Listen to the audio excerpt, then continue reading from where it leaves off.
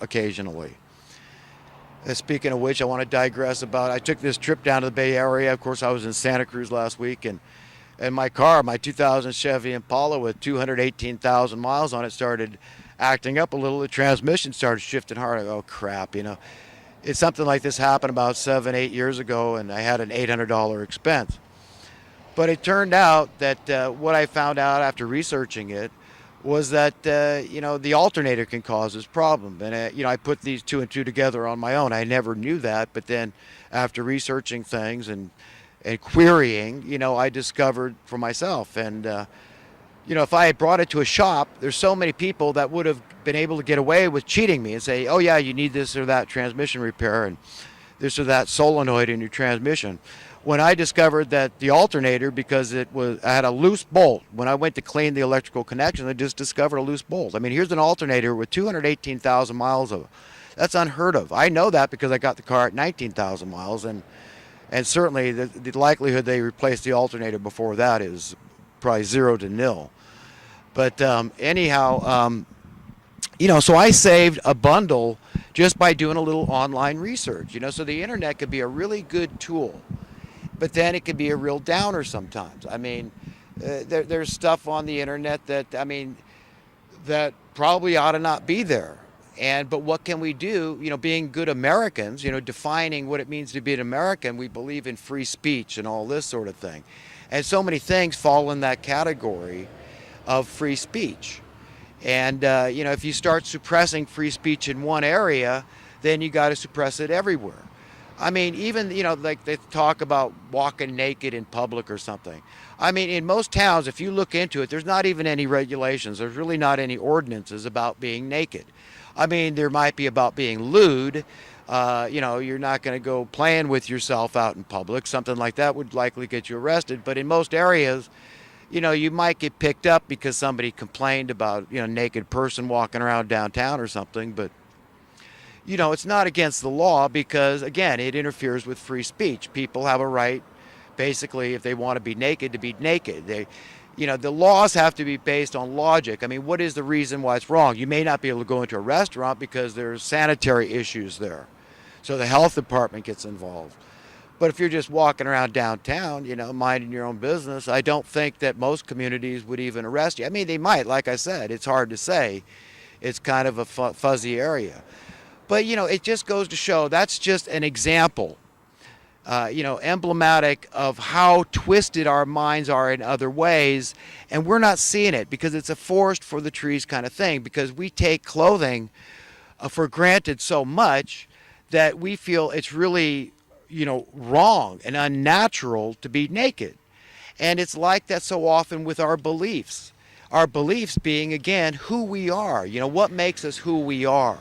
Like I was talking about earlier, my experience in Hana with my friends and what happened there. But, there wasn't any great epiphany, I wouldn't say. But, I realized that I didn't know, like I was kind of to a degree living vicariously through my life experiences, in which, of course, were being controlled by my parents. I didn't get to choose where I lived or what I did. And, But, who we are is decided from above, okay? Even the Bible talks about this. I believe it's the 2nd chapter in the book of Revelation, verse 17, if I'm not mistaken. I like that passage. That's why I kind of remembered it. And it talks about, that these ones that are found worthy, they'll be given this white stone, and then they'll be given a new name. And I find that so intriguing, this white stone. I mean, what does that represent, that white stone? And to me, it represents this idea of being ready to live in a world where you're truly free. It's sort of like a divine credit card, let's say. So you show your white stone and you're good, you're free, you're good to go. You've been approved from on high. So, that's it. You've got to be free. You've got to live in a world where there is no such thing as money. There's no need for it, just like the clothing thing. Although apparently even where we go from here, it talks about a form of clothing known as the robes of righteousness. So there will still be this form of clothing that we will have. I guess this whole, nakedness thing goes very deep. So it's going to take longer. I don't know, what this is all about. I don't know everything. Only God knows everything. But, he gave us plenty of room to explore and to use our God-given imagination to say, well, what will it be like in a perfect world? I mean, let's take wealth and income disparity. I mean, most people would agree that's a bad thing. But if they're evil and they either know it or they don't, maybe they're deceivers or they're deceived, they'll say, well, no, I don't. They would try to argue that, no, not necessarily. Wealth disparity is good. And, as long as it works for them. So, at what point is it not good? You see what I mean? You've got no standing. Once you accept that, you're accepting by default, you're accepting inequality. So if I suggest that if wealth disparity is a bad thing, by default, wealth equality is a good thing. So this is what I think is glaringly obvious to me as, spending a large chunk of my life interested in economic things, and it goes back to the teachings of Jesus and understanding that money, this whole concept, is the root of all evil. This idea that you could concentrate your wealth and you could get anything. You could have all the riches of the world if you concentrate enough, black magic. It's kind of a conjured up kind of thing. And this guy's got the copyright. Don't ask any questions why this guy's got the copyright to the money and you don't. Just accept things at face value the way we want you to, the way we've trained you K through 12 and beyond to believe.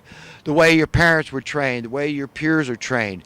Just believe that and go along. Just, as long as you're doing okay, man, don't worry. Let people get poorer. Let the homelessness explode and the poverty explode. Let us keep debasing your currency, keep increasing the debt, keep kicking the can down the road, keep increasing your taxes, debasing your tax dollars, debasing your housing dollars, debasing your food dollars. Don't ask questions. Don't ask, well, wait a minute, how come my currency wasn't debased relative to this or this or this? Don't ask those questions, right? You're not supposed to. You're just supposed to accept what you're fed, okay, the bull. And so many people do, but I don't. And I know for certain that I'm hated by the evil ones, okay, by the deceivers, because I am exposing them. And that's what I'm told to do in Scripture. And that's what I have to do. That's part of venting and getting things off my chest. If I heard more people out there in where they had an actual, an audience a lot bigger than mine, because I don't even review my videos. I've got no idea if I'm getting 0 views, 10, 15, 20. I don't know how many views I'm getting on my videos. I don't want to know, okay? But I'm putting it out there, okay? It's out there in the public domain for anybody to see. And I've got to do it because I'm not hearing other people point these simple truths out to explain in childlike terms economic principles, to help them understand what does free market mean, what does supply and demand capitalism mean, what is the truth, why does this happen or that happen, and understand it's deliberate. This is what's going on here. They want poverty. They need poverty. Who is they? Again, I don't want to go into long diatribe again about explaining this evil gaggle of merciless thugs at the very top of the monetary dog pile, because that's where it's all about. Control of that, and then all the sycophants that cling on to those that control the money supply. Okay, that don't care. They just say, the politicians, vote yourselves a raise. They don't care. As long as their numbers are going up, and so many of these politicians end up fabulously affluent. Look at the Clintons with their Clinton Foundation. So many of them. Look at the Bushes. I mean, in politics, by favors and lobbyists and all this, and pallets full of cash being delivered to their garages, or however they do it. I mean, they're stealing the wealth of our nation. These people, and what is a nation? It's people. So they want to do this. They want to just keep on, riding this wave of evil, of just debauchery. And I'm staring at a couple of eagles. They're kind of flying in sync with each other, and it's an absolutely beautiful sight over here. This is a big eagle habitat around here. But anyhow, so they had on this 28-hour, I haven't watched probably not even half of this 28-hour special Alex Jones did, but Leanne McAdoo, the new gal, I can't remember her name, reporter, they were interviewing Billy Corgan of the Smashing Pumpkins. And I really like this guy. Every time, I hear this guy talk, he is so centered. In the midst of the storm, this guy is like Jesus. You know what I mean? He's the guy that can help you to keep walking on the water. And just an outstanding human being. And they were talking about this Course in Miracles, and actually, I remember getting into that decades ago. My dad got into that book, my stepmom, but I think all this stuff is Bible based, so I don't I don't judge anybody that's into that stuff. It's kind of new agey, but Billy Corgan touched on this stuff. But the guy is just so centered. He's such a nice human being that it's hard to imagine he has any enemies, but he does, because he is a nice, upright, decent, honorable, righteous human being that cares about humanity, that loves humanity, wants the best for humanity. And that's all that I'm trying to be. The difference is he's famous and I'm not. And I really don't care about being famous. I mean, I think about all the stuff that goes with people being famous. It seems like it would be, a pretty tough row to hoe. And, I'd much rather appeal to just, a couple individuals out there that can take this stuff, anything I say that's useful, and pass it on to others. I never thought of myself as, being a public speaker. I mean, just like everybody else, I'm afraid of public speaking. And, there's some studies that have shown that people fear public speaking, as much as death, more than taxes or something like that. But, I can remember decades ago I went to these Toastmasters, they help people to, loosen their tongues a little and talk. And I was never particularly good at speaking. I was always nervous and talking in front of these groups, never particularly self-confident. But I did it a few times. I've been to several meetings of these Toastmasters and enjoyed them, and mostly very nice people. But, I don't know what motivates. A lot of these people want to speak, and it has to do with, making money, because there's money in speaking, and that's all fine. It just depends. I don't want to make any money because I kind of think of myself more as a preacher. At the end of the day, I'm just trying to convey the stuff Jesus taught, but elaborate a little more, because, he only had, 32 years of life to do his thing, and I've had a lot longer. So I'm a lot less with excuse. I don't have an excuse really for not getting out there and trying to, expound on his teachings when he taught about the love of money being the root of all evil, this kind of stuff. And this to me is more important. I'd much rather make my money with, inventing something. And I could see that someday maybe. But, I'm not interested in making any money from my video. But I don't hold it against anybody that does it, just like preachers. That's fine. I mean, if they think that's fine, and a lot of people do, they say it's just right here in the Bible. I mean, you got to take care of the needs of those that are preaching the word. But I don't. I just feel like a higher calling is out there. Even though I misspeak and, I talk about stuff that's probably superficial, doesn't matter, telling stories of my life, stuff like that. But, people have called me a bit of an enigma, I guess, that I'm a little different. And I get that. And, how much of that is life experiences and how much is just my choice to say, you know what, I don't like dissent. I don't like dissent in the sense of discourse. When people have a debate, that's the kind of dissent I'm talking about. When it gets ugly, kind of like, Alex Jones jumping on the set of the Young Turks and this whole thing with Cenk Uygun, whatever his name is, and the other guy in there that's allegedly spit on him. I can't remember his name, but, it really got ugly. It upset me. I could feel it in my gut. This is the kind of stuff I don't like, and this is why I wanted to be able to speak in a way that didn't set people off. Though in times of my life when I feel self-righteous and I get that tinge of arrogance, I see where I've really screwed up.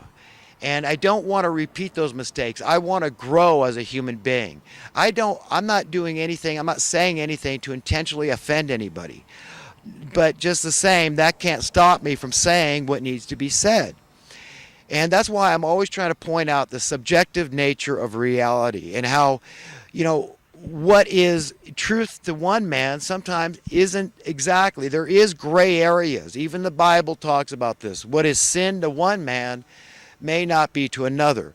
While it might be sin to a lot of people to go to a nude beach, they just had an incident in Germany where some women got yelled at or threatened by some certain group of people. Let's just say, these people at least identify as Islamists, and So, again, everything's subjective. It's like I've heard that, one woman, she was my attorney many years ago, and she told me, I was talking to her about some of these difficult questions about, you know, the subjective nature of terms and how Christians, so many Christians appear to be hypocrites. And she just told me flatly, she was pretty wise to it. She said, Christians are as Christians do. And I thought, well, how succinct is that? But that's absolutely true. You can't really avoid that. So, is what is Christian to one, may not be to another. Like if a Christian says, well, I think it's okay to swim nude at the beach, okay, but another one says, no, that's sinful because it's lust and all this stuff is involved, or at least in